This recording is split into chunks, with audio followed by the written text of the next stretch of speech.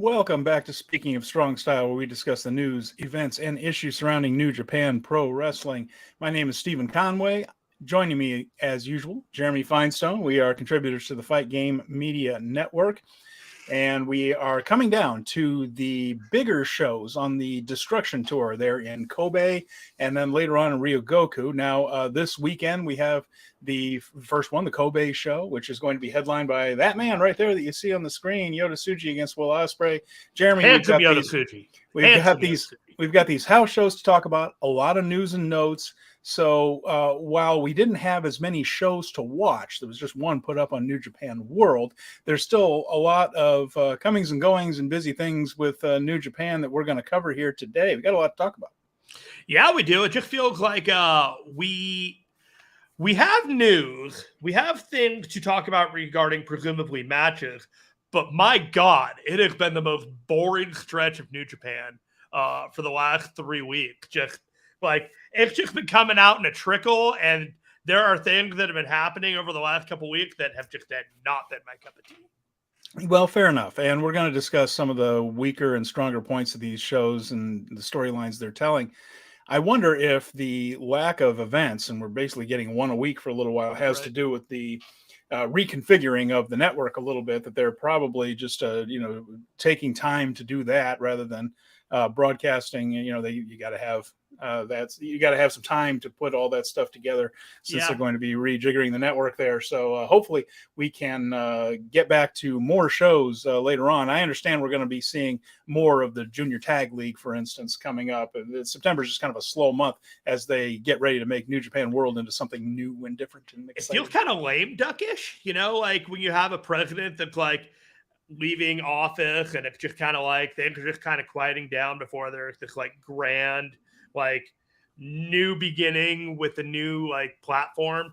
Yeah, we have this show on the 24th and it's got Yota Tsuji and Will Ospreay, but there isn't a whole lot of heat to it, and the feuds going into October just haven't quite hit overdrive yet. So I'm kind of waiting for that big show that says, hey, check out this app, that I kind of felt like we haven't gotten yet.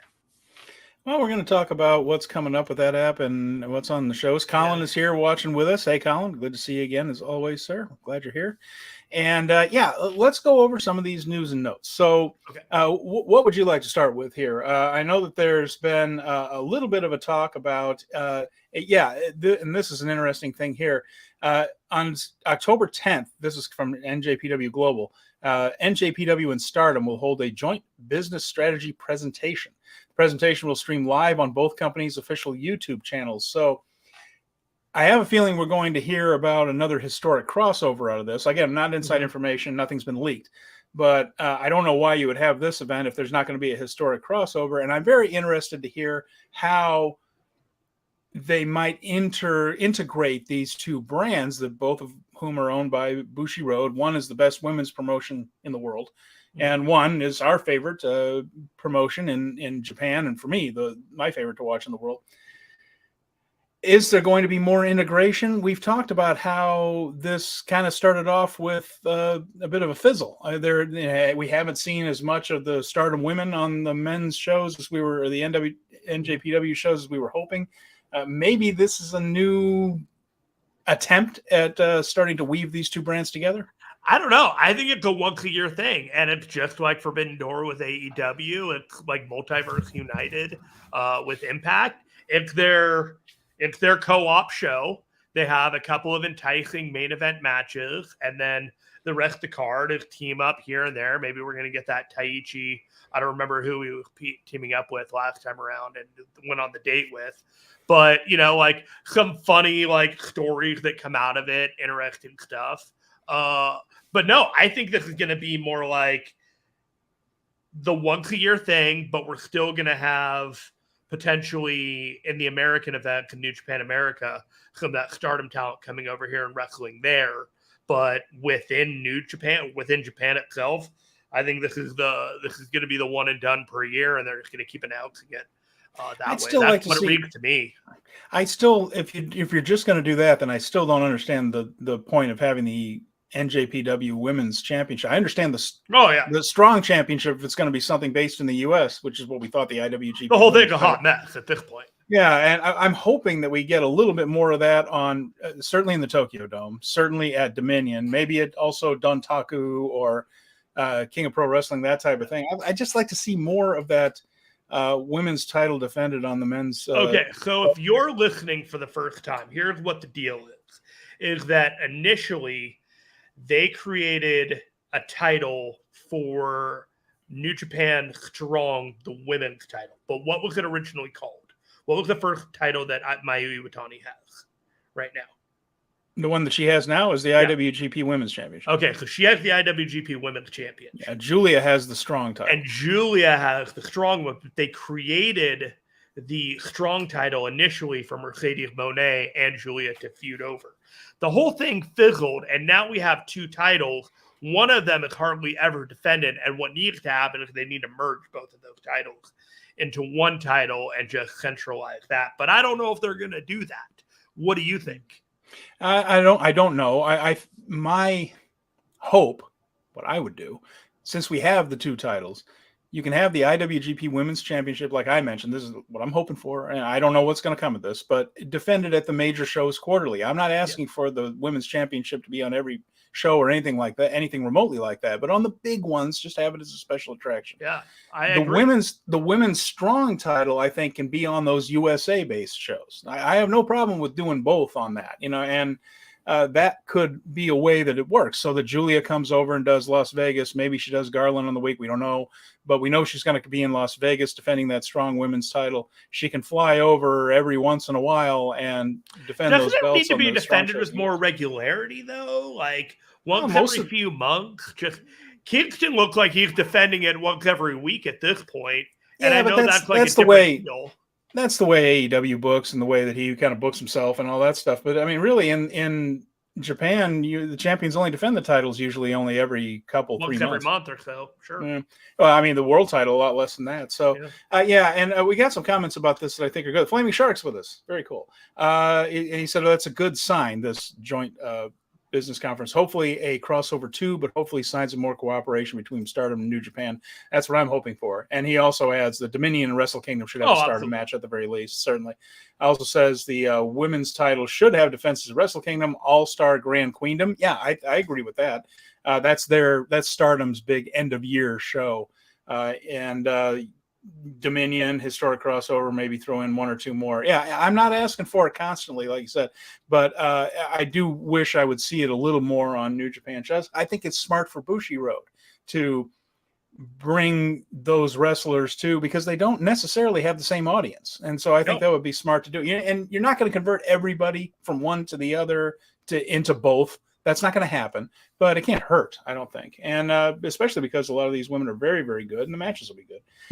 Colin mentions, do you think Rossi might be finally coming into the 21st century and they want to update Stardom World? Please, for the love of all that's good and holy, do that. I was hoping. Look, it's a great sign that Bushiroad is updating New Japan World and contemporizing I'm hoping they take whatever system they use there and just put it on Stardom World, and so that they're the same interfaces. It doesn't have to be even the same service, although I'd love that if they bundled them and maybe took $1 or $2 a month off. But I think that would be smart to do. You can just add the other one for a little bit, but never minding all that, just make that Stardom World interface better. That's really all I ask. Make it really more accessible. I really tried to make the effort to get into Stardom. It's very difficult to do it on a computer or do it from a tablet. I am very reticent to get Chromecasting and all that. Like, that's where I draw the line kind of thing. It just makes it very difficult for me. Once they get the app going, I'll be watching a metric amount of Stardom, a lot of Stardom. So again, business strategy presentation, that's on October 10th, so the day after the Destruction of Ryogoku show. And we'll hear what they have to say. Hopefully it's some good news for us there, but we might be building this up too much. It might be a point that was made earlier. They might just be saying there's going to be another historic crossover. That might be all there is to it. I kind of thought that would be it, but hey, if you want to dream a little dream, a better app is definitely the way to go. I'm dreaming big and hoping for more matches on each other's shows. And then here we go. Per multiple sources, according to the Super J Cast, another New Japan podcast here. Walker Stewart will be the new English voice of New Japan Pro Wrestling. So I am personally not familiar with Walker. I know next to nothing about this guy as well. Okay. Well, but I heard his clip. He did a Wrestle Kingdom advertisement for New Japan that you can find on Twitter. He's got a deeper cadence. Reminds me a little bit of Mauro Ranallo, but and I say this kindly, not quite as nasally, if that makes any sense. Okay. Much different than Kevin Kelly and Ian Riccaboni. Just deeper. Maybe a little bit of Nigel McGuinness in the way that he speaks, but he's American. So it's that deeper cadence, but with an American accent. So it was a 30-second clip. As long as he knows what he's talking about, I think we're probably in very good hands. And it appears that Chris Samsa and him have already developed a friendly relationship going forward. And that can only lead to good things as well. Well, that's a smart move, really, because the work that Chris does is pretty amazing in putting together all that information. And it really has added layers to Chris and Kevin's broadcasts. And hopefully Chris is still a part of the plans going forward with Walker, if indeed Walker. Again, this is per multiple sources. Once again, we're kind of supposing here Bushy Road has not made any official announcement about this yet. And Flaming Shark says he's 21 years old, apparently. So it's another example of New Japan investing in the youths. So there you go. And Colin is still gutted about losing Kevin Kelly. Yeah, I mean, it's sad, but as soon as he joined Collision, this was the writing was on the wall, guys. The whole thing was just the countdown was on. Yeah, exactly. He had contractual obligations. He's going to fulfill those because he's going to fulfill them. You know, he's not going to back out on those. And then it will be on to other things. So yeah, there you go. Chris did all right. You know, he definitely needs a play-by-play voice, and I think he would say that he really wants and needs a play-by-play voice.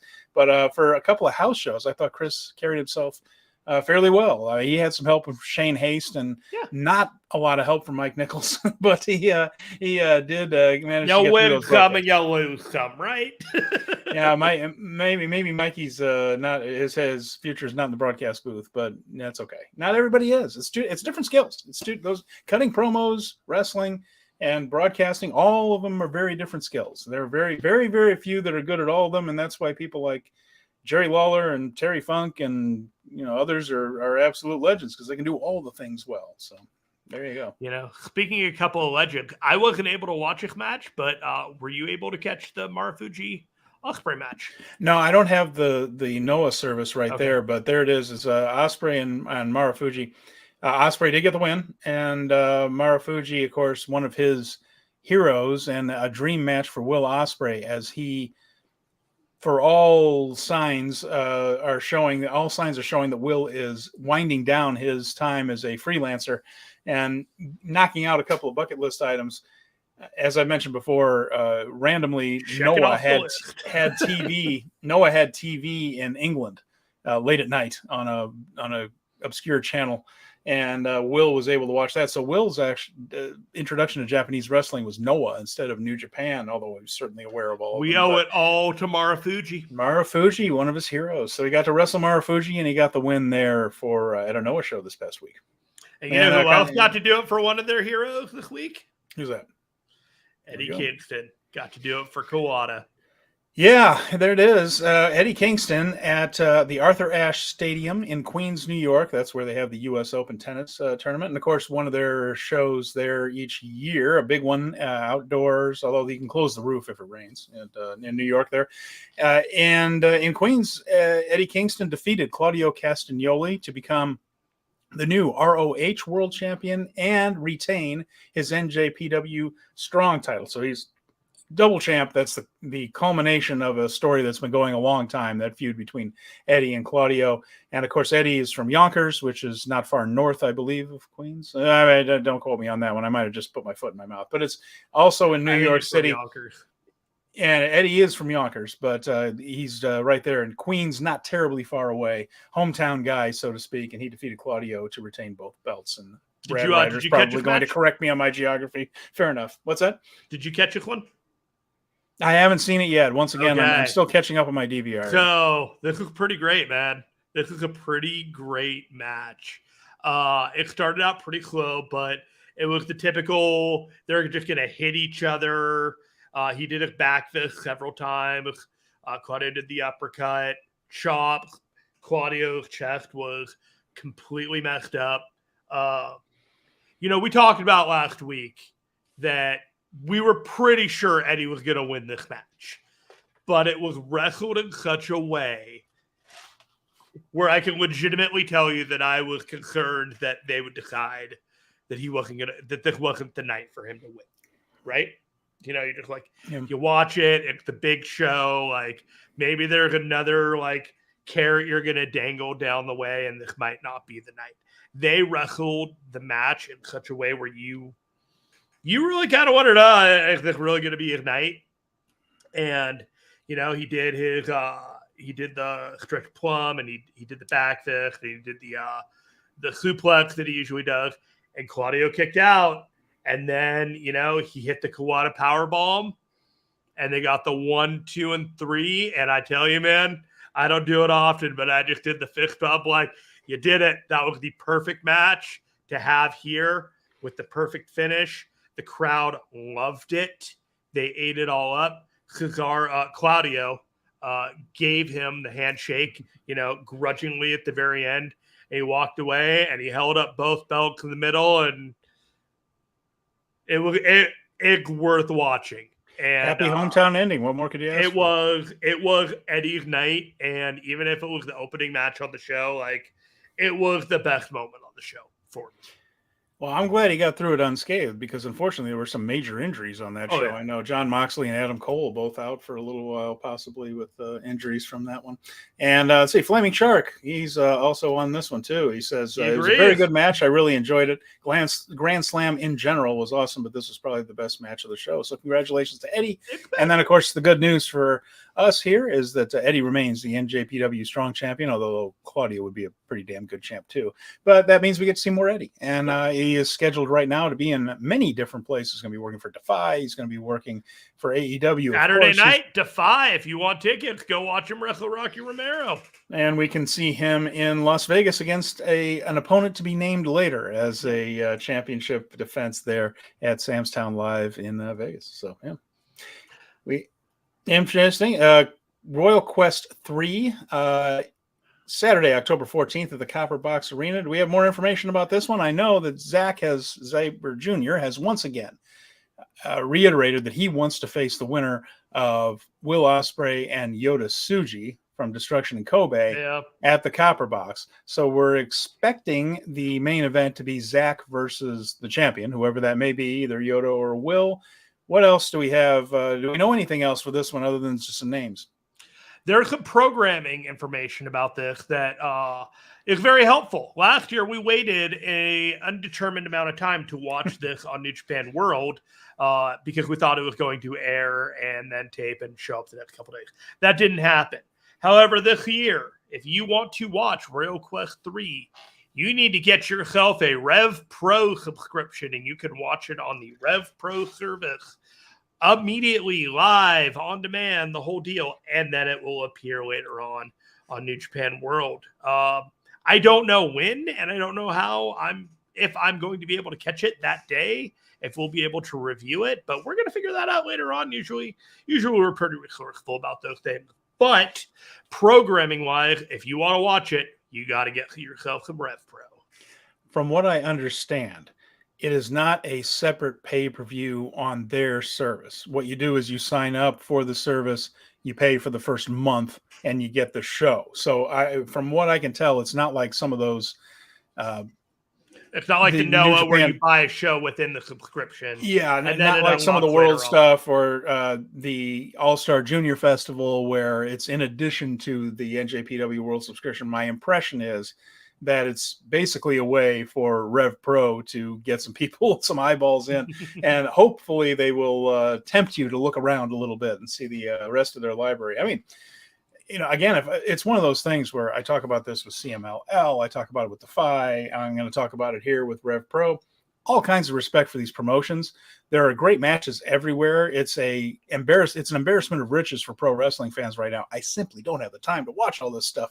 And the fact that there's more good stuff than I can watch, and it's not the worst problem in the world to have. I can't keep up myself. It's very, very tough. So if I do end up getting that, I will probably poke around on the service a little bit and just see what other matches. Oh yeah, this one. I forgot about this one. Rev Pro did that match. I should watch that. Maybe, and I might go down a rabbit hole. Get this and then go back and watch the Shingo and Will match from August.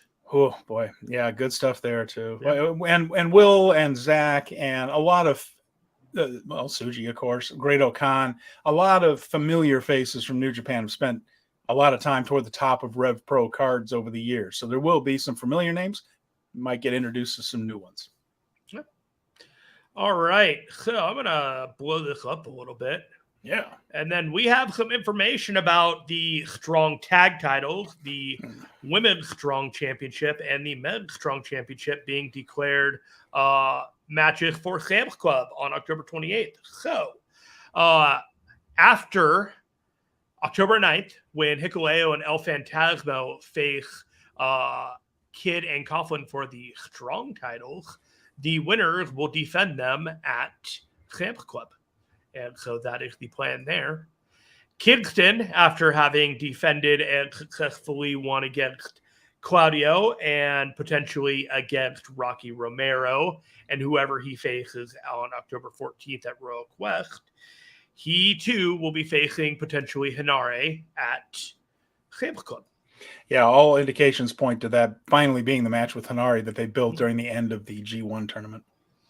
And then, so this is the one I don't know as much about, so I'm going to read this one with you. With defenses against Yu and Risa Serra in Japan and a four-way bout at Multiverse United 2, Julia is steadily building an impressive champion's resume. If she holds her title come October 28th, who will be able to step against the beautiful insanity of the champion? So no clear idea who, but it is not going to be Stephanie Vecchio. Doesn't look like it, does it? It looks like she is going to be in a tag team match earlier on in the card. So I get to see her. I'm excited about seeing her right there. But yeah, she's a talented star that's starting to build up. CMLL, not the greatest track record with female workers, but Stephanie looks like she's special there and could come out of that in a place where she could go other places, wrestle some better wrestlers and things such as that. But she's in a tag team match there at Sam's Club Live, so we'll see who they have in mind for Julia. Right now, Julia competing in the 5-star Grand Prix, the Stardom version of G1. So she's pretty busy because she's in the mix there. She won the tournament last year, ended up winning the red belt, the World of Stardom Championship at the big event at the end of the year for them. So, it's one of those things where she's a major player for them. So they can't just jump in with she'll be facing here because there's a lot of storyline reasons that we can't know exactly what Julia is going to be doing. If you had to put money down on a scenario, would you be more likely to put money down on Mercedes challenging Julia at Sam's Club, Mercedes showing up at Sam's Club after a Julia match for a historic X-Over match, or a Wrestle Kingdom match, or nothing whatsoever? Of those three, I think the most likely would be Monet walking out and challenging Julia. Sam's Club Live is not a big venue.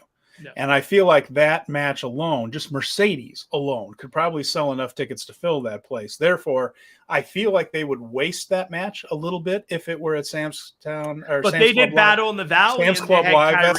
Sam's Club Live is a giant box store. Sam's Town Live, that's like Costco Live. But the San Jose Civic only had like 2,000, and they had Mercedes Monet versus Kyrie there. Well, Sam's Town is smaller than that. I think it's right. It's a small building, so I think they could do something a little bit bigger than that and make it a part of a bigger card than that. And plus, you want to set it up again. If they were going to have that match there, I feel like they would have just announced it. We don't know where Mercedes is on that one. She was at All In and London, of course, but she had a walking boot on. So it looks I kind of thought she might show up last night. There are a lot of rumors about that, but that did not happen. No, and I'm sure she'll turn up there eventually, it seems, but especially with Vince back in charge, it looks less likely that she's going back to the people that she walked out on in the first place. If Paul couldn't get her back when he was in charge, then it's not going to happen with Vince. But so we get Mercedes a little bit more there. So my guess would be if she is involved in anything, that it would be making some sort of challenge. And I kind of doubt she's going to even walk to a ring until she has that boot off. I don't see her. Yeah, I think they're going to today. protect that image pretty well and make sure that she can at least, walk on 2 feet. But hey, if Mercedes wants to turn up in Vegas, that'd be great. That'd be very cool. I mean, they could also just do it with a video thing too. I mean, there's all kinds of examples of them doing that. The lights go dark after the champion is holding the belt up, and then the video package comes on. So there's ways to do that as well. So I thought I'd be a little bit more heated and fired up by the time we got to this point, but this picture, is when I went sour on the Sanada run as champion. Okay, now before we get into this, and I know exactly why, and boy, do I agree.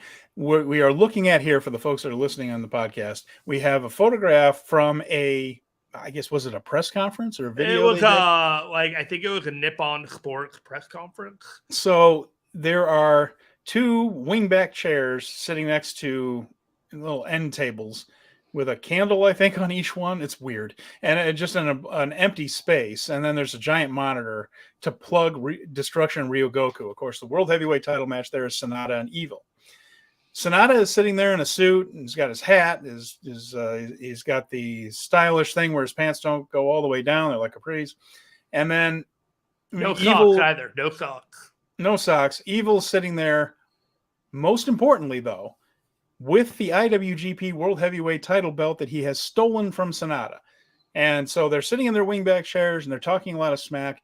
And there is a display behind them that shows you that Sanada is actually the champion and holding the title, and Evil does not hold a title. Steven, who's holding the title? Well, in the 2 chairs. Evil is holding the belt that he stole from Sanada. He's holding the belt. They're sitting there talking about it. Sanada, as he sits there passively, like he does everything, is talking about maybe a lumberjack stipulation to the match there because House of Torture interferes with everything. Meanwhile, his damn belt is 10 feet away from him. What do you go ahead, Jeremy? Let loose. You deserve it. The fact that Sanada did not at any point walk over, smack the shit out of Evil, take his belt back and said, I am the champion, and if you want to hold this, you have to beat me for it, absolutely infuriated me. I have gone to extreme lengths. I've been critical about Sanada. I've been very critical about this run and knowing that they've had to do things, including have him go undefeated in the G1 in regular bracket play to make him look strong. The one thing that they shouldn't be doing to make him look strong is to have someone hold the title over him and he do nothing about it. You know what? I don't care. Make it Evil versus Naito at this point. What the fuck, man? Like, get your title back. Show this guy that you're the champion. I don't care if you only have 3 other guys in your stable right now. I'm sorry Kanemaru's hurt. Take your title back. Show him you're the champion. And show them that you are the standard bearer of New Japan Pro Wrestling. If you cannot do that, if you cannot walk 6 feet over and smack a man in the mouth and take your title, bro, I don't care about this match, and I don't care about you as champion. I'm sorry. You've burned that bridge right now. I mentioned last week they've been booking Sanada incredibly weak. He just gets beaten down. They lose a lot, and it's just been very difficult to get into Sanada as champion anyway. His lack of charisma was making it a struggle in the first place. But this is pretty egregious right here. I mean, to not do a thing about somebody else has stolen the one thing that allegedly now means the world to him.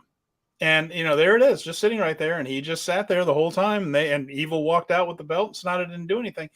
And it reminds me there was an angle a long time ago. I'm going to go way back because, I like that. Mm-hmm. In Jim Crockett Promotions in the mid-'80s, Dusty Rhodes was the TV champion. Okay. And that belt wasn't the most meaningful thing in the world, but it was a title. And Arn Anderson beat him up and stole it. Horseman versus Dusty thing, right? Arn Anderson beat him up, took the title, did these promos because Arn Anderson's great, all about how possession is 9/10 of the law and I'm the television champion.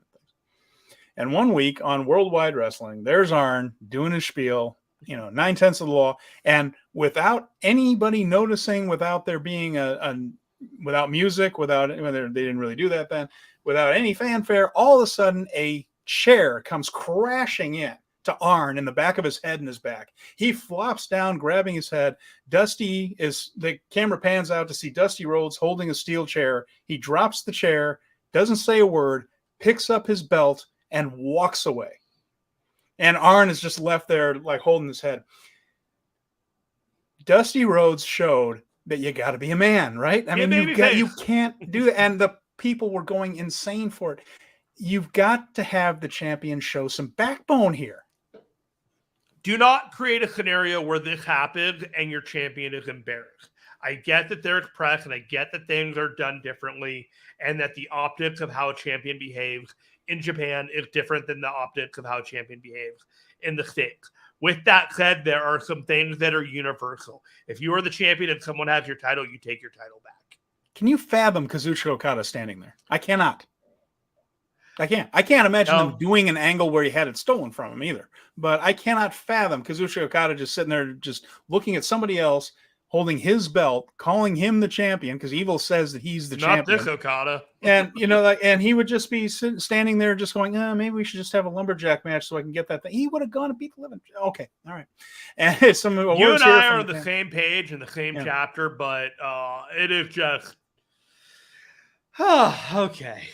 Flaming Shark. Sanada doesn't attack Evil at the end or anything, so he looks like a dork. I have nothing against Sanada, but we can't get the belt on Naito soon enough. That's really the bottom line. That's what this is, isn't it? We're just working to get the belt over to Naito. He's a transitional champion. They had a story to tell for Naito, and they're like, okay, well, let's repackage Sanada, give him his shine, but at the end of the day, he's still a stepping stone for somebody else. And then Colin says the sooner Sanada is no longer champ, the better. Yeah, it's just not working.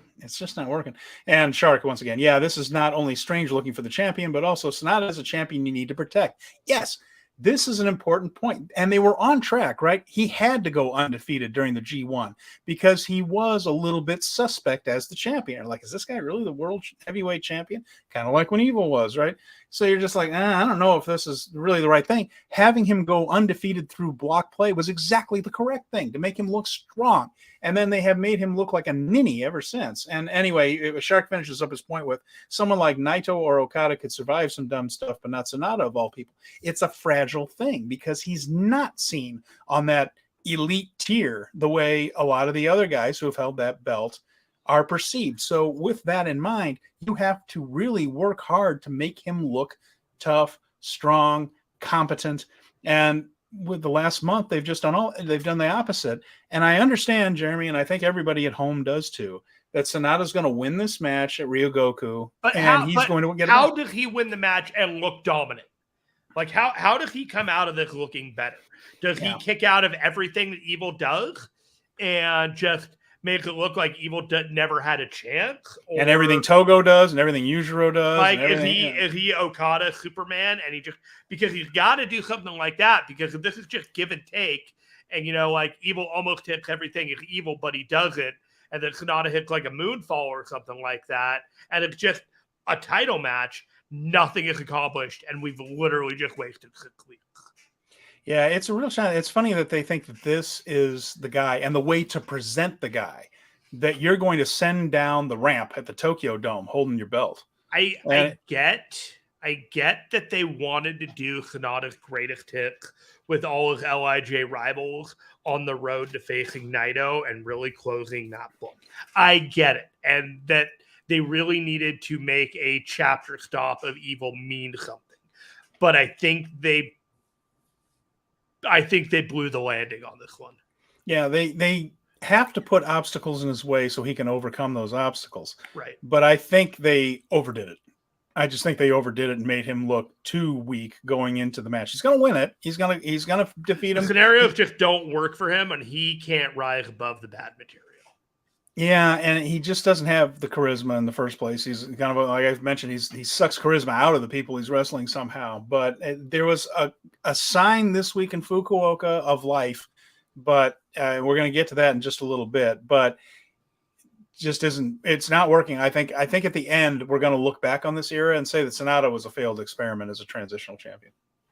Yeah, at least there will always be the fact that he had this so that they can use that level of prestige to elevate other people / reheat him up in the future. They got him to this level So if they ever need to get him back to this level for another reason, either as a heel or for whatever reason, at least that they've set the groundwork now so that it won't feel even more forced if they have to go back to it in the future.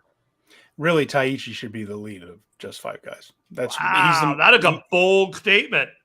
Who else, though? It can't be Sanada. I mean, are you sure just 5 guys should even exist? Yeah, I don't have any problem with them existing. I think Taichi is an innovative guy. He is a creative guy. I'm not trying to put him on the same level as a wrestler as Okada and Naito and things, but I think he does interesting things, and he is charismatic, and I think people care about him more than they do Sanada. I mean, I don't disagree. I never even occurred to me to make him the leader. He was before Sanada. Just 4 guys and a gal. Have you seen her Twitter? She ain't coming back from it. She's into some weird shit. Okay. I am not a follower of Miho Abe on Twitter. I don't know what's going on. And I feel like I'm not going to ask any more questions. Moving on. Anyway, yes. Let me tell you, we had the polling for the Taichi and Show King of Pro Wrestling stipulations. And thank God, because last week when we did the show, this was closer than it should have been on the stipulations. Of course, shows were a clown show. This was an attempt to make sure that Taichi stipulations were made because shows were going to suck the life out of everything. And it was 55-45 last time we did this show. But thankfully, cooler heads have prevailed. So here we go. Taichi stipulations. I mean, people might really have just wanted this match to go 10 minutes. Taichi stipulations. The seconds are all handcuffed to one another. So just 5 guys will be handcuffed to House of Torture members for the match. The idea being, of course, to limit the interference. And that won with 27,185 votes and 62.7%. So a whopping victory there. Show with a 10-minute guaranteed decision match. And the Black Mephisto band only garnering 16,000 votes of people whose sanity I question. And 37.3%. You know, speaking of stipulations, we forgot to mention, apparently there is a possibility that EVIL and SANADA might be a lumberjack match. No, I mentioned that he's looking at a lumberjack stipulation. I wasn't sure. I want to make sure we got to it. So awesome. Thanks for making sure we covered that. So we got some lineups of who's going to be handcuffed to who here. Yeah. EVIL will be cuffed to SANADA. I wonder why. Yujiro Takahashi will be cuffed to Doki, and Dick Togo will be cuffed to Taka Michinoku. Unfortunately, we will not be seeing Yoshinobu Kanemaru, and I hope he's going to be doing okay pretty soon. And Colin says, I hate this thing, just been the KOPW title already. Yeah, I think Taichi has done, and Shingo Takagi, they did a good job of getting the title moved up. I think that some of this House Torture stuff isn't helping so much. But, the whole thing is, it's an experimental title in the middle of the card. And so, it doesn't bother me too much. But the handcuff stipulation match, this is just basically a setup for the EVIL SANADA thing. So the angle alert is all I'm saying. Angle alert in this one. So time. Okay, so that pretty much goes over most of everything. Do you want to talk about the upcoming matches on the 24th, or do you want to review the 17th and on? Let's take a look at the 17th, because a lot of things on the 17th set up things on the 24th. So we will look at the show in Fukuoka. Yeah, we'll do that. Great. So Sunday, September 17th, Fukuoka Island City Forum. This is the only show that was on New Japan World this past week. We're going to go over very briefly some of the things that happened at the other house shows that weren't on NJPW World. Not the most newsworthy thing, but there are a couple of patterns that are worth mentioning. So they had 1,256 in the Island City Forum. This is a newer building for wrestling, and New Japan hasn't run there before. And it's a light crowd for New Japan and Fukuoka, but it's also fair to point out that they usually only come to Fukuoka for big events, like Dontaku, for instance. So a house show like this is actually a little unusual. They have had thousands upon thousands in Fukuoka for, I think there was a couple of years in a row there, they've done Dontaku there. So this is a different type of thing, but and a new building. So 1256, though, it's the biggest crowd for wrestling there. There was a smaller indie show, a Stardom show there, and so not a bad turnout, but smaller than usual in Fukuoka in a different format. And it opened up with a Young Lion match, which was Yuto Nakashima and Hiromu Takahashi. And we don't see Hiromu do a whole lot of these. So this was kind of fun. I was off my game. I didn't even know this match was happening, and I don't know why I didn't realize this match was happening. And then when the show started, and it was just Hiromu Takahashi versus Yuta Nakashima, I'm like, okay, let's go. And it was entertaining enough. Hiromu ran him like crazy. Like I said, Nakashima has been putting on weight and size, and he's not as cut as he used to be. And he's given off young Makabe vibes to me. He's just trying to get a little bit of a young Makabe thing going. Makabe even mentioned it. Makabe even mentioned it in post-match comments that you got a ways to go, kid. But that's what he's going for with his bulk up. But Hiromu then ran him around the building, just had him bouncing off ropes, bouncing off barricades. He was going to work the kid. It was going to be some cardio. He gave him a little bit of offense from shoulders and chops, just the size difference that the two had. But for the most part, Hiromu took most of this one. And he did give Nakashima a rally toward the end, including a submission hold there, the Boston Crab, of course. But Hiromu ended up getting out of that. He got Nakashima into the Boston Crab, and Nakashima ended up tapping out. 9 minutes and 4 seconds.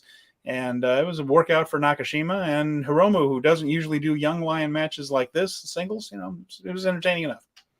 This was a light appetizer kind of show, and I feel like they literally threw this match on here because there wasn't enough to offer to the crowd based off of there were 7 matches on this card, and it wasn't exactly like blow the roof off the door level of house show card, but they got a lot of people here. People were here for the show with the sellout of 12,500 or 1,250, right? Yeah. I don't know if that was a sellout, but it was they no, did get a good sellout. Crowd. Who said that? It's on the results. 1256 is a sellout according to New Japan. So all right, yeah, okay. But I was looking at they say it's a sellout. No wrestling company, to my knowledge, would ever fudge the information whether something is a sellout. No one would ever do that thing. If it's on the website, it obviously must be true. It's on the internet. It must be true. Absolutely right. Be true. But match number 2 was. It was a light card, man. Just a light card. Match number 2 was Great Bash Heel. That's Togi Makabe and Tomoaki Honma. They faced Oleg Boltin and Oscar Loibe. And as we know, that Boltin is crazy strong, and he threw these guys around quite a bit. Makabe and Honma were good about selling for him, especially Makabe, who's a big dude still. And Oleg was throwing him around like he was a sack of flour. Not a lot of resistance there. This is a strong man. A lot of power moves. Loibe came in with a house of fire even when he came into the ring. That guy looked excited to be there. I love his fire. I say it over and over again to the point that I try not to say it every week now. But he just has such personality to him. I really like him, and he does need to get a little bit thicker right there. He's a little lanky, but he's like if Zack Sabre Jr. were a young lion in a lot of ways. Yeah, maybe so. Doesn't know any of the technical moves yet. He's just in the ring learning from the basics. And if you look at it like that, it's almost endearing. Yeah, and these guys have been rotating. So Loibe, Boltin, and Nakashima, they have been taking turns doing singles matches in match 1 every night and losing to a main roster guy. And then the others have been filling in these other multi-person matches. So every show has started off with a singles match with a young lion. Then it goes into a tag match with the others. This time it was Great Bash Heel. Now, what they mentioned is having Great Bash Heel on several of these shows and in this position. They are reminding us that GBH has won World Tag League twice, will be part of World Tag League this year. So we're seeing some of that where they're positioning some heavyweight tag teams, putting them back together. It's going to happen in the next match too. And just reminding us of some of the contenders that'll be in that tournament a little later in the year. Look at you picking up needle threads for the future. And Makabe ended up winning this one with the King Kong at knee drop. Third match. Here's one of those. This is a 6-man, but the hint was there. We had Yo teaming up with Toru Yano and Hiroshi Tanahashi. Hiroshi and Toru. And they face Satoshi Kojima, Tiger Mask number 4, and Ryusuke Taguchi. Now, I have a theory about this match. I'm going to go back again in history there. In fact, I'm going to go back to the same place I was talking about with Dusty Rhodes and Arn Anderson. Mid-'80s, Crockett Promotions. Hear me out. I'll get there, I promise. Get a fan of 80s mid Crockett. he is a student of American wrestling. He loves American wrestling the same way when I was in college. I just wanted to get my hands on anything Japanese. Right? I just wanted to get those tapes and watch something different. Right? He was the same way in Japan. He just wanted the American stuff. He loved Memphis, which is the most over-the-top, weird, crazy promotion, but had some of the best matches and wildest brawls anyone's ever seen. Ask a silly answer, get a realistic answer. He liked Crockett Promotions. He loved all that stuff growing up. Right. So, or growing up, or early in his business, probably growing up too. But when he could get his hands on those tapes, he watched them. Mid-1980s Crockett, especially 1986, I mentioned that one in particular. One of the best runs that promotion or any American promotion has ever had. Those cards were loaded. Incredible stuff. Dusty Rhodes, Ric Flair, The Horseman, Magnum TA before his accident, obviously, was hotter than a firecracker. You had the Rock and Roll Express and the Midnight Express, the Road Warriors and the Russians. These cards were loaded. In the middle of those cards, which were booked by Dusty Rhodes, they had Jimmy the Boogie Woogie Man Valiant, who was a comedy wrestler, right? The fans loved Jimmy as an early card, lighthearted little palate cleanser, so to speak, before the heavy stuff came up, right? So the fans liked Jimmy. The Office liked Paul Jones, who was a bad manager, but had been a company man babyface for 10 years in the 70s and a key time for Crockett, right? So he stayed loyal to them. They were loyal to him. They kept him on, even though he wasn't a very good manager. Here's the thing what Dusty did. They would give Paul Jones all the crummy workers, right? So he had Abdul the Butcher after Abdullah couldn't really move anymore. He had Pistol Pez Watley after he'd had a bunch of injuries. And he would send them after like Jimmy Valiant and Manny Fernandez. And what he did was he took all the bad wrestlers and threw them into one match in the middle. I said, we're just going to get all the bad stuff out of the way in 10 minutes. And we're not going to have to watch it the rest of the way. The rest of the time, it's, the Road Warriors and the Russians and the Rock and Roll Express. So then you like any of these guys, they got their one match still. They got their one thing. And these are all the people I can't fire Paul Jones. I can't get rid of all these other guys. And the fans like Jimmy, so I got to have Jimmy. So they're all going to be in a 10-minute little thing in the middle, and then we don't have to worry about it anymore. Toru Yano and Ryusuke Taguchi. Hey, we threw one rat. Lately, they have been in the same match. They have been in the same match. I think this is Ghetto's Jimmy Valiant Paul Jones moment. I see where you're going with this. So this was 9 minutes and 2 seconds, and it could not have been short enough. But and it doesn't matter what happens. It matters not.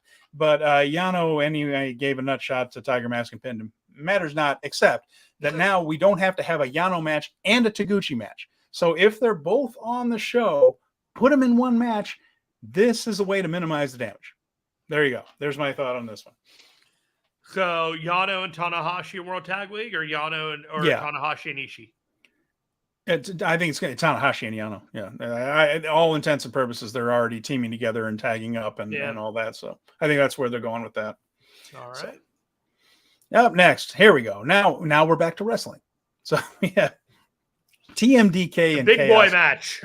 Yes, it was. We had Shane Haste, Mikey Nichols, Zack Sabre Jr., and Bad Dude Tito against the Chaos team of Hiroki Goto and Yoshihashi, so Bishamon, the IWGP Tag Team Champs, Tomohiro Ishii, and Kazuchika Okada.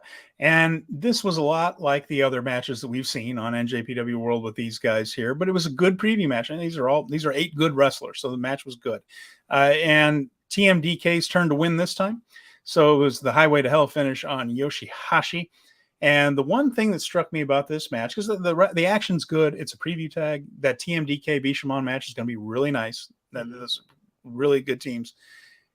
Kazuchika Okada is absolutely chilling on this tour. He is standing in that corner doing a handful of things.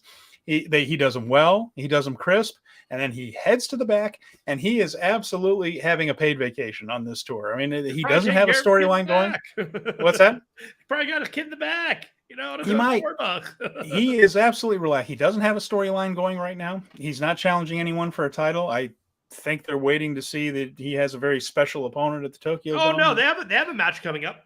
He does, but what? He talked stay with some me shit the other day. Stay with me. Stay with me. He's got his 6-man title thing. But we all know that the 6-man title is just a placeholder for Kazuchika Okada and that he is going to be in a major match at the Tokyo Dome. Oh, hopefully against Bryan Danielson if it works out. If not, there are other choices. But in the meantime, Okada's having a paid vacation where he loosens up, gets a few of his moves in, and then heads to the back. He's chilling. He's just relaxed. He's relaxed Okada, even though he's playing up the get off my lawn grumpy guy. But if you watch the way he's working the matches, he's just like, I could do this the rest of my life and be fine. So the buildup for the 6-man never open weight for against the Impact guys, Motor City Machine Guns and Josh Alexander. Yeah. Did you catch what the build is on Okada's end? What's the build on Okada's end? He's like, I hated it. I hated Impact. They treated me like shit, and I am not into wrestling any of the guys there because of it. If they want to do this, that's fine. They're not at my level. And I just cackled. I thought that was great. Well, if you remember right, he was Kato and they had no idea what to do with him. They gave him the name of a character from a 1970s TV show about Kung Fu, where they had a white guy as a Kung Fu master, Carradine. Garbage. Flaming Shark mentions, might as well chill if you're Okada. Stay fresh and healthy for when it's time to get back to the spicy stuff. Yes, all day long. Yes, absolutely. Because he has some big matches coming. They just aren't announced quite yet. And he knows that he can kick it into 5th gear when he needs to. So stay in 3rd for now. So I'm personally leaning towards Okada and Moxley at Wrestle Kingdom, and then do Danielson and Okada too at Forbidden Door next year. But no. Here's the thing. I want to do it again. One, Danielson really wants to wrestle at the Tokyo Dome, and I think this is part of his bucket list thing. He, according to him, as it stands right now, I don't think he's going to hold this, but I don't think he knows that yet. He is winding things down and is only going to work a handful of matches, right? Which is why I think it's going to happen in the Dome. I think he wants to work Arena Mexico. I don't know if that'll happen. I know he wants to work the Dome. I think this is how he's going to do it. And I think in Danielson's mind, as we sit speaking today, things are winding down. I don't have all What that if he many wrestles matches somebody left. else, like Ospreay? How many times have we run into this where you say, well, we'll do it in a year, and then 12 things happen and it never takes place? I'm not talking about Danielson not wrestling at Wrestle Kingdom. I'm talking about him not wrestling Okada. Why would you have him there if he's not going to wrestle Okada? He's already wrestling Ospreay at Wrestle Kingdom. I mean, you can do that in AEW later. That's where Will's headed anyhow. So, I mean, do the Okada thing. He's going to do Zack Sabre Jr. Then you do Okada. He can wrestle Will in AEW. I can tell that you are not a fan of this idea. No, why do people keep just saying, wait a year, man. Wait a year. Like, don't wait a year. I kind of like the idea of 2 Forbidden Doors and then you go back to it, kind of like Rock and Cena kind of thing. But I get it. I was just throwing it out there as like, hey, maybe this is an idea to entertain. Yeah, look, we were supposed to be getting something different for Wembley out of Forbidden Door, and it didn't happen because there was an injury in the match. How many times have we seen major guys either always change, run themselves out of the bed? So get the match in the ring. Get the damn match in the ring. Flaming Shark, Okada is the most entertaining he's ever been this year. Asshole Okada is the best Okada. I'll tell you what, it's the best. It's the best Okada since Young Cocky one. Because Young Cocky Okada with Geto as a heel in Chaos, coming back and being the guy that was like the asshole behind Nakamura, not behind Nakamura, kind of next to him. Mm-hmm. Like Nakamura was the leader of Chaos, but Okada was the hot shot.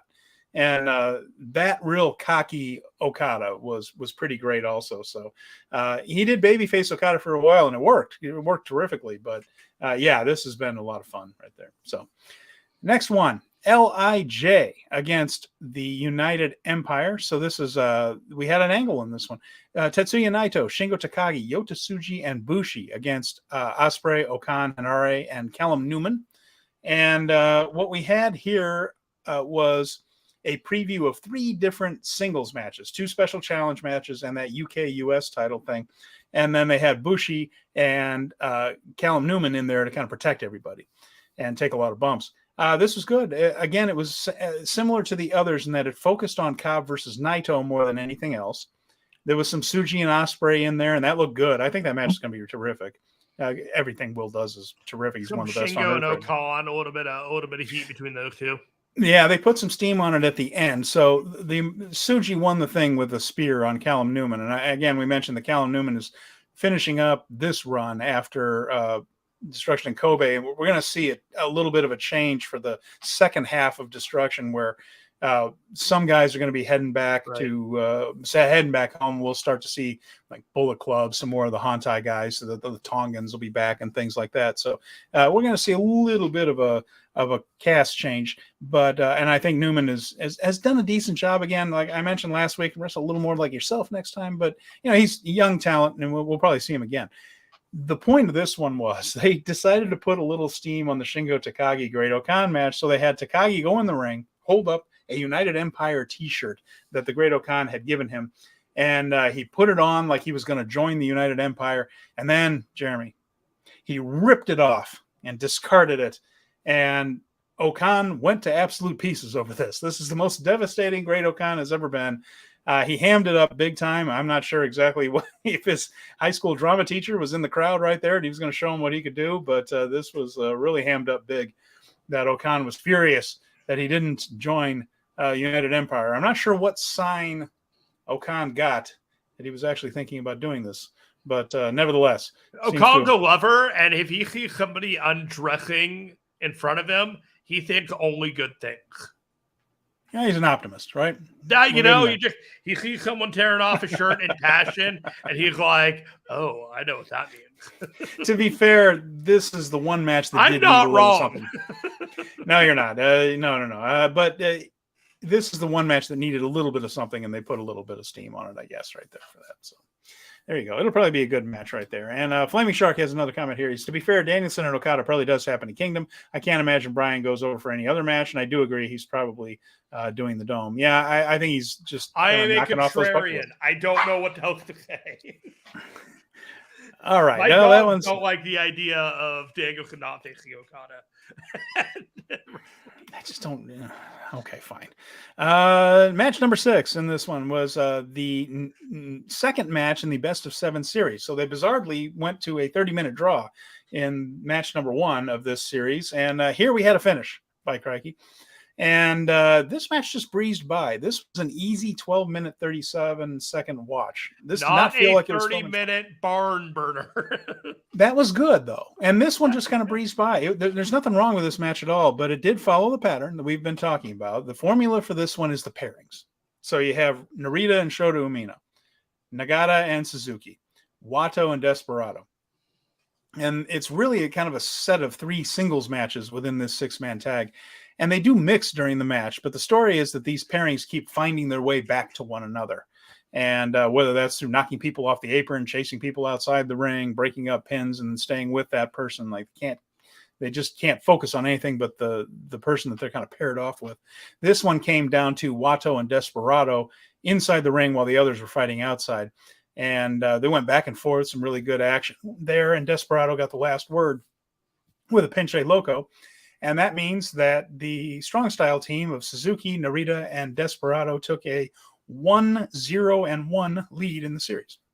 I love the fact that they started with the draw, and now we're going to be existing with one draw in there for the whole thing. They could tie this whole thing, and there's no definitive winner when all is said and done. And I feel like that's exactly how this is going to go at this point, is that we're not going to get a definitive winner from this best of 7. This is all just like we're being taunted by Ghetto. We're going to get great matches out of it. But the minute that they did the draw at the beginning instead of the end, it's like they really didn't want to piss off everybody by doing a draw to end this thing. But doing a draw at the beginning, there's a writing on the wall kind of thing on this. And it could be a thing where this entire best of 7 series is to set up a big match between Shota and Ren at the Tokyo Dome, with the entire point being they can't get any separation. We cannot find out who's best between the two of them. They're so even and they're so at each other's throats. It's impossible, to know any other way except a big match in the Dome. That's the only way we're going to find out, right? That could be where they're going with it. Yeah, I mean, I've always circled Ren and Shota at Wrestle Kingdom this year with like a definitive winner between the two. They were here. They were the two here first. Yota showed up a little bit later on. So he may end up being the guy at Dominion to face the winner of those two in a kind of matchup between them. But right now they've really circled Yota and Ren, and it's like, or I mean Shota and Ren, and it's like, hey, these two are a collision course, and it's happening at Wrestle Kingdom. It's interesting too. The Reiwa Three Musketeers mirror the new generation Three Musketeers so much, in that, of course, we talked about how Ren Narita is doing a Shibata tribute act. Shota Umino has a lot of the qualities and the look of Tanahashi. And if you look, there's an awful lot of Shinsuke Nakamura and Yota Tsuji's presentation. Oh, yeah. And so the new generation ones weren't the same as Muto and Chono and Hashimoto. Very different personalities between that set of Three Musketeers and the other. Of course, the point of being the Three Musketeers is big stars, young, coming up together. That's the whole point of it. But the first two didn't mirror themselves, but these are just like if you cloned them in some ways. They're different. Yota Tsuji isn't the same as Nakamura, but it is funny that the parallels between these guys are pretty strong. Yeah, absolutely. Intentionally. That's not an everything right now is all about slow burn. They are slow burning everything until they get to Wrestle Kingdom. We're not getting definitive blow-offs to these feuds. I don't suspect that Will and Yota Tsuji is going to be anything remotely close to a blow-off there. Will Ospreay is going to be booked like a top guy, and as much as I want to see Yota Tsuji like take that next step, as long as these guys are off doing a best of 7 thing, I'd cool my jets on Yota Tsuji as well. Yeah, I mean, I don't see the point of doing a Yota Tsuji Zack Sabre match at the Copper Box. I think that's Will and Zack. So I think that's the one that sells tickets. I think that's the one Rev Pro definitely wants for their streaming service. So, if you're going to be doing that kind of business, then I think that you're right. I suspect we'll get to that in the preview. Yeah. But, Tsuji's a talented dude. His time will come. Ready for the hottest feud in all of New Japan? Woo! So the House of Torture and faced just 5 guys, 4 of them anyway. And this was an 8-man tag here. So we had Sanada, Taichi, Doki, and Taka Michinoku against Evil, Yujiro Takahashi, Sho, and Dick Togo. So Taichi brought the energy for this one. He put forth a lot of effort, and he worked hard with Sho in this one. Both of those two tried hard in this match here. House of Torture took Sanada out early with the Garrett, with the referee distracted. Evil rolled him out of the ring, and he laid on the side of the ring like a wet noodle forever. Again, just making him look weak. Again, he got choked out early in the match and just laid there for a really long time while his teammates took over for him. Taichi had a strong rally in response to that once he got in. The fans responded to that. Taka Michinoku was in and sold some a while. He kind of took a little bit of the heat before he made the hot tag finally to Sanada. Once Sanada made his way back up to the apron, he had a short segment where he made a comeback, a lot of whipping people into the barricades on the outside. He was doing that, which made a big noise and got some responses from people right there, but he was cut off. Taichi used the whiskey in honor of Uncle Nobu right there. He spit the whiskey in the faces of the House of Torture. In the end, they isolated Dick Togo in the ring. Finish was actually pretty good. They had Doki knocked him around a little bit, set him up for a Michinoku driver. So Taka got to hit his big move. Then Sanada hit a Shining Wizard and then a moonsault for the pin on Dick Togo. And then once the 3 count was made, Sanada looks around, finds Evil in the crowd, ran outside and attacked him on the floor. And as this is going on, Jeremy, I'm just like, yes, finally. Like after the match is over, he gets the pin, but he still wants to beat the hell out of Evil. Yes, I'm on board for this. Finally, they're making him look like he has a bit of a backbone. So the thing is, though, he did that, and he still didn't get his damn belt back. They still wept. He took an ass whooping, laid out in the aisle that show, and he doesn't go to the table and get his belt. What is wrong with this? What are we doing? If the IWGP Heavyweight Championship was not on Sanada and this feud was going on, this would be nowhere near the main event of any show in New Japan. Yeah, that's fair. That is absolutely fair. The only good thing about this one really is, there were 2 things. Taichi and Sho. That match actually might be pretty good once they actually start wrestling each other. Sure. And then the other part of that is I am glad that Sanada at least showed a little bit of fire and attacked Evil after the match.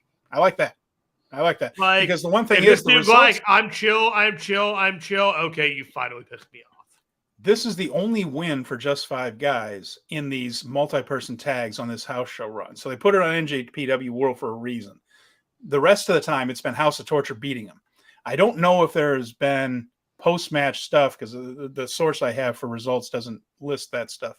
But so I don't know if there's post-match stuff and if SANADA actually stands tall at the end. But they've been losing every single night.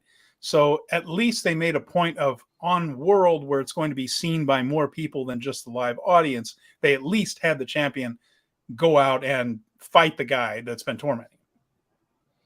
I mean, there's not really much to say other than this is very basic pro wrestling, trying to give the challenger to the title some steam going to the title match.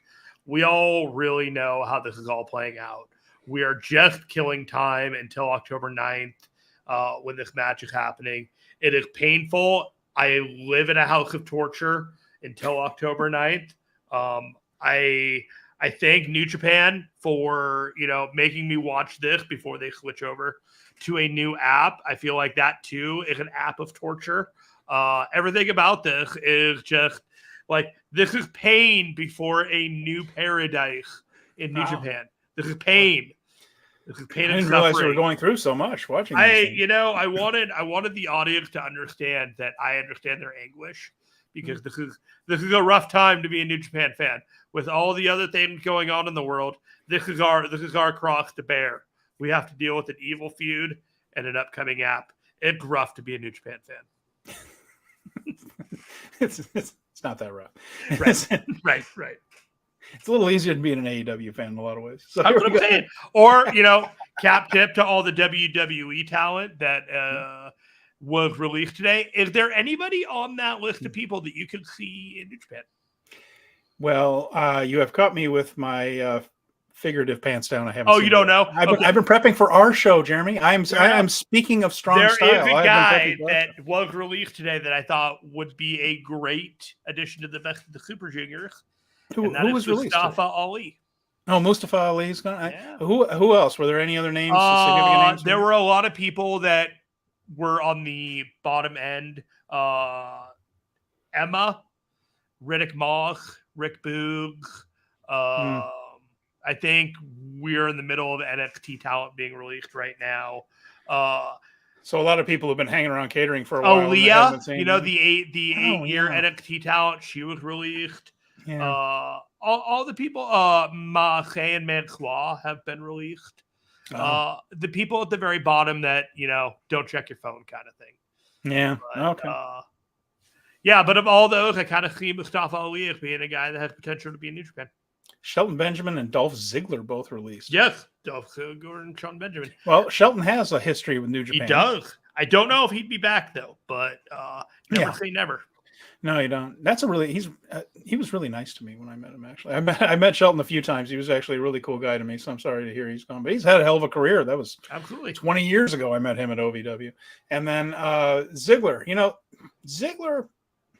I don't know if he would want to work in Japan at all or anything like that, but it would be an interesting guy to have over there. He's athletic as hell. I think if he were motivated, like he could. Yeah, that's the thing. If he were motivated, he would, but I don't know what his motivations are.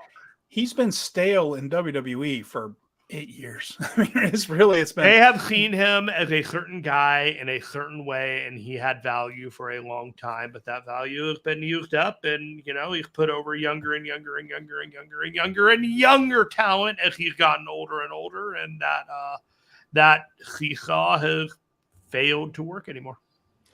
All right, so we'll take a look now at some of the house show action that's come up. I just wanted to point out a few patterns we've been seeing. I mentioned that House of Torture has been beating just 5 guys every night, except for what we just saw there in Fukuoka. LIJ has probably gone over UE more than anything else, although they've kind of gone back and forth. So LIJ over United Empire. Chaos has been beating TMDK on mostly a regular basis. Again, that Fukuoka show kind of reversed some of those, probably for a lot of the Japanese fans that went to a house show so they could see a different finish. But after you do the one every night and then on TV you do it the other way, and then everybody sees it differently, the other way around. Tana and Yano, I mentioned, have been teaming together. GBH teaming together a lot. And best of 7 series guys, for the most part on these house shows, they've been adding one person on each side, making them 8-man tags and trading wins, basically. So treading water there. And so the next day, by the way, they were in Nagasaki in front of 1,380 people.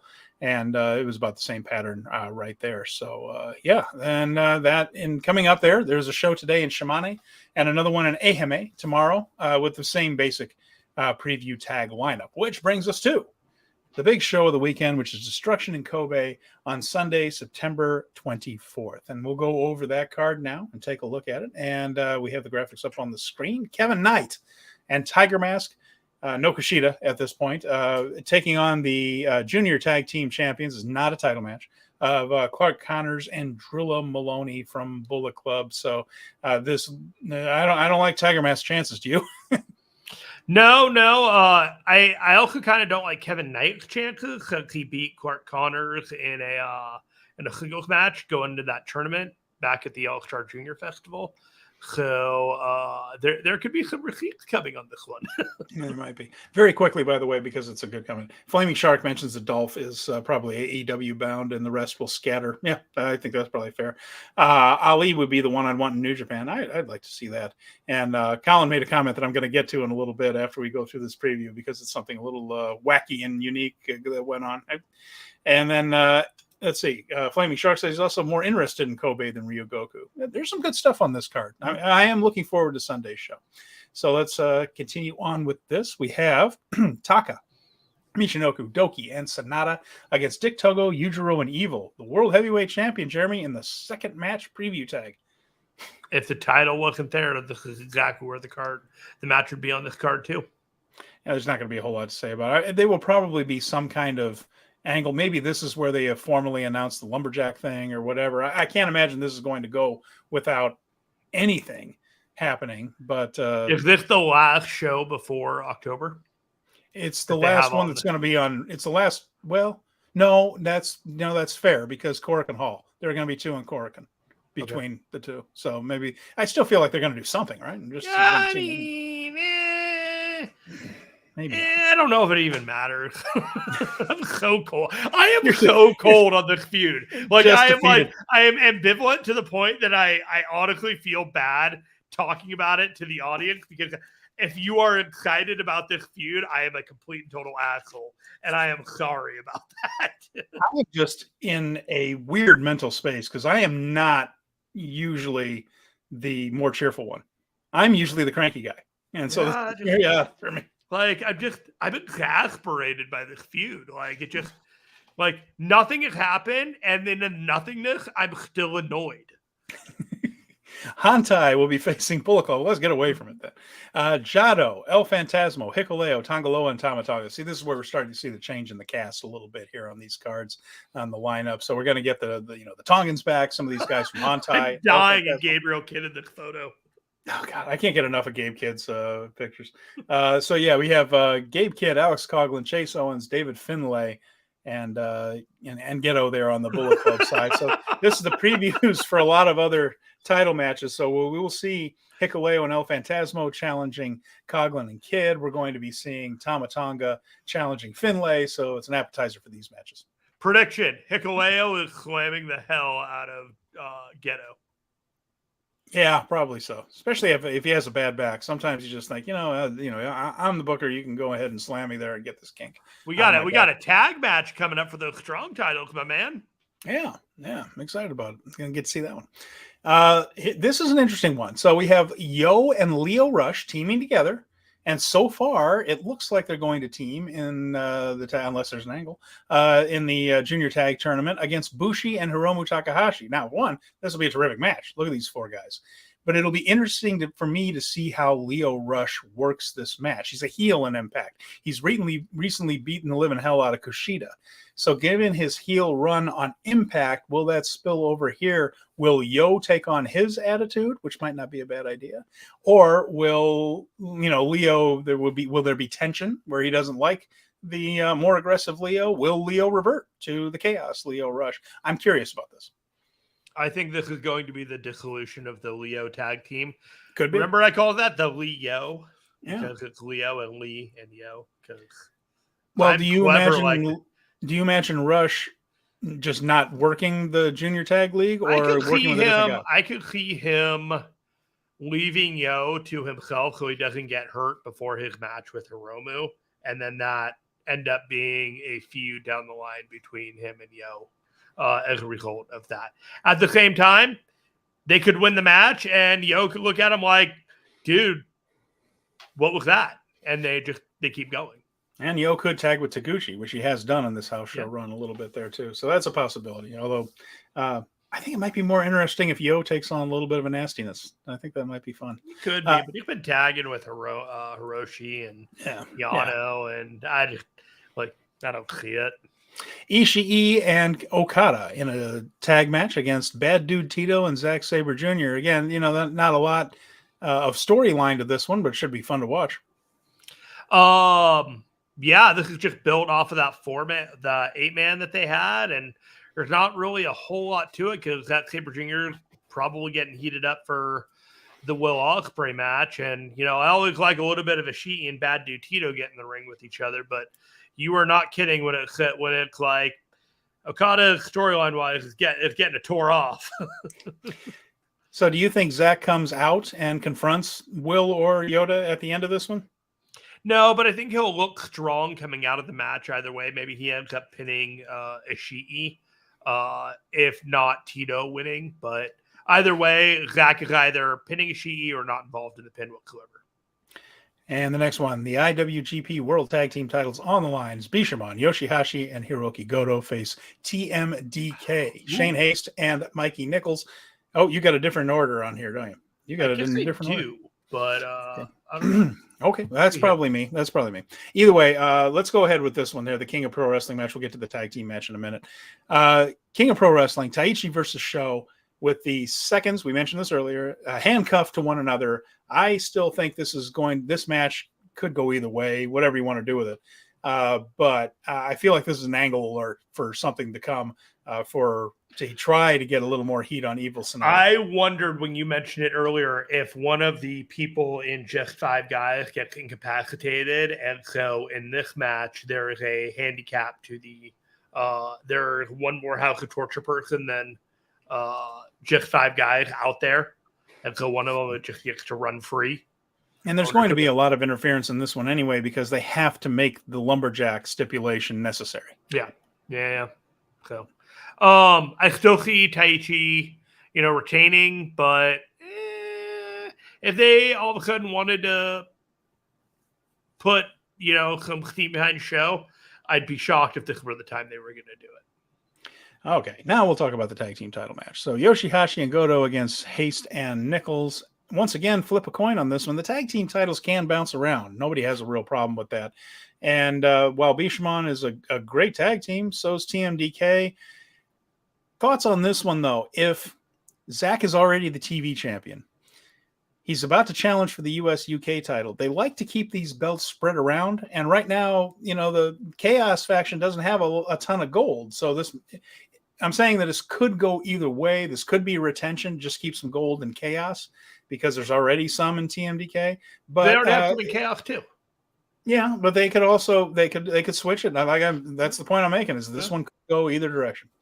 I'm going to lean towards, with the way that the titles were dropped by Aussie Open and they want to keep potentially a little bit of strength on them, I could see Bishamon holding them through World Tag League, and just being the standard bearers going to Wrestle Kingdom and just kind of, they're the best candidate for holding the titles right now.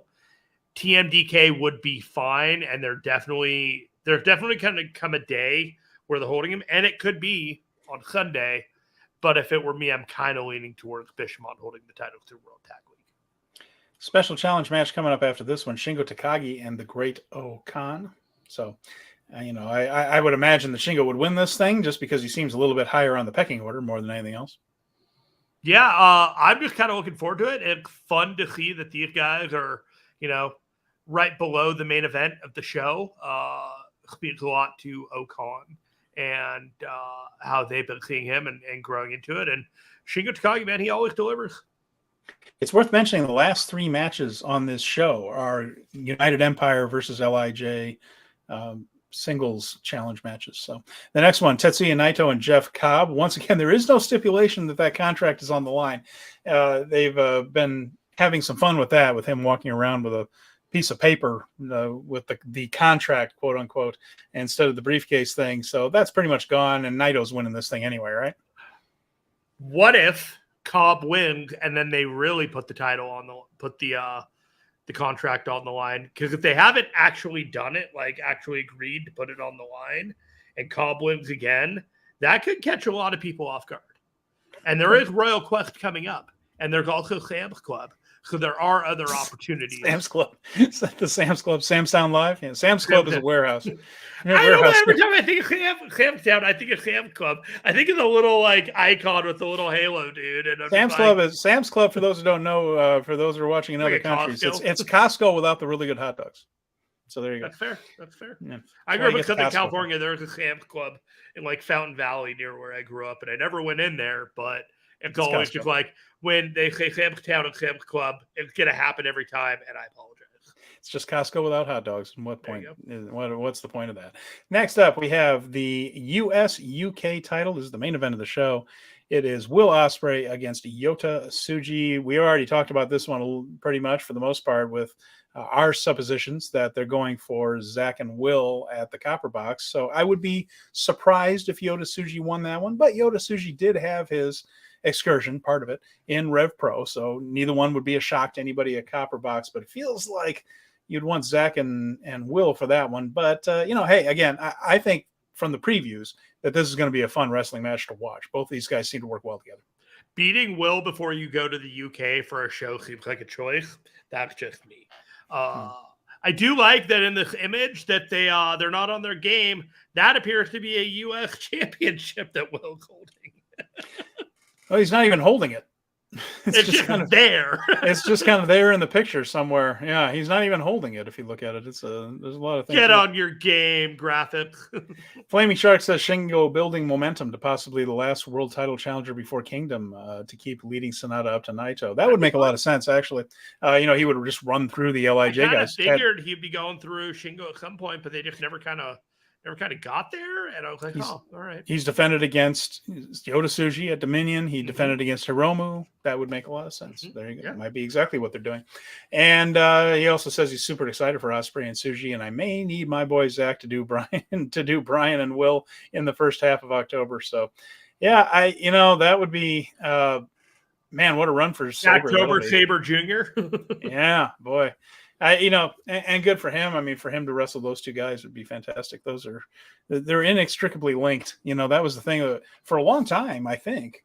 Oh boy, might make an idiot out of myself again. But Sabre was the obstacle that Will had to overcome in England. Wasn't it like a big deal when he finally dethroned Zack for that Rev Pro title? Like he had gone several challenges and hadn't beaten Zack, and then he finally overcame that. And since then, he's been on one level higher in New Japan as a foreign star there. And so I would love to see it again. And it might be the way they get that UK US title off of Will, if Will indeed is heading to AEW land. Even if he goes to AEW, there's just more value in him holding that title than Zack.